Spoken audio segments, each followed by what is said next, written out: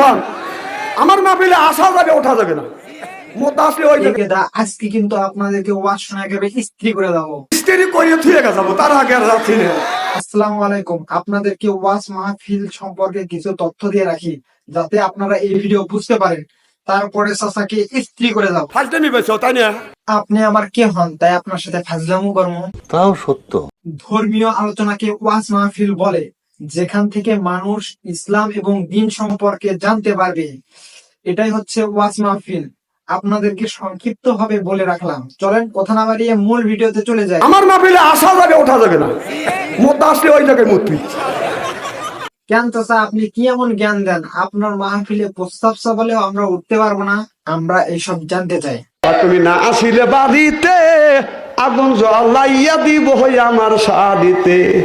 তাহলে আপনি এইসব জ্ঞান দেন, আপনাকে বক্তার চেয়ে গায়ক বেশি মনে হচ্ছে।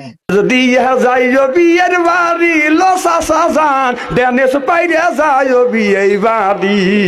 কি সুন্দর কণ্ঠ চাচার, একেবারে অস্থির গান সেই লাগতেছে, একেবারে অস্থির। বলেন বলেন শুনি।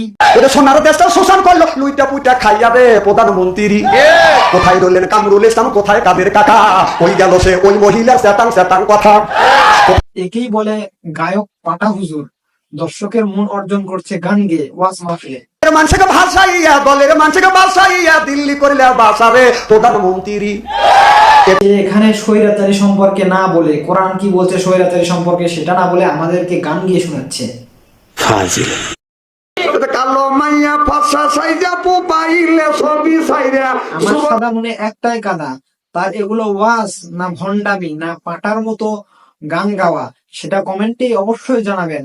আমার বিশ্বাস হয় টাচ মোবাইল যে দেখছে ওদের ল্যাংটা ছবি দেখে নাই, আমি আর বিশ্বাস করি না। আপনি এইসব কিভাবে জানলেন? তাহলে আপনিও তো তাদের মধ্যে একজন। এটা একটা সুন্দর প্রশ্ন, আপনার আসলে খুব টেকনিক্যাল প্রশ্ন। আমি কামাই রুদি একেবারে কম করি না, ইচ্ছে করলে কিন্তু পাটার মতো মোবাইল কিনতে পারি। কারণ আমি কিনি না কিসের জন্য? আমার ইমানের একটা দুর্বলতা। আমরা ওয়াজ মাহফিলে যাই কারণ সেখান থেকে কিছু জ্ঞান অর্জন করার জন্য। যদি মাহফিল হয় এরকম, তাহলে আমরা সেখান থেকে কি রকম জ্ঞান অর্জন করতে পারবো?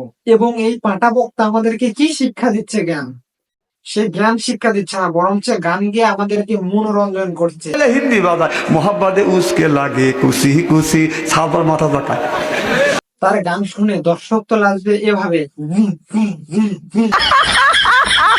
মিষ্টি মিষ্টি কথা বলে, মিষ্টি মিষ্টি কথা বলে, মনে হয় উয়ার দুলাভাই উয়ার দুলাভাই। সে মূলত ওয়াজ মাহফিলকে হাসি ঠাট্টার মঞ্চ করে রাখছে। আমরা ইসলাম সম্পর্কে জানবো যেখান থেকে, সেখানেই সে হাসি ঠাট্টার মঞ্চ করে রাখছে। সো এরকম বক্তা থেকে আপনারা কি শিক্ষা অর্জন করবে? আপনাদের শুধু মনে রঞ্জন হবে বা মনেই আনন্দ হবে, কিন্তু তার কাছ থেকে কোনো কিছুই শিখতে পারবেন না। সো এরকম কাজ থেকে অবশ্যই দূরে থাকবেন। দেখা হচ্ছে নতুন কোনো ভিডিওতে।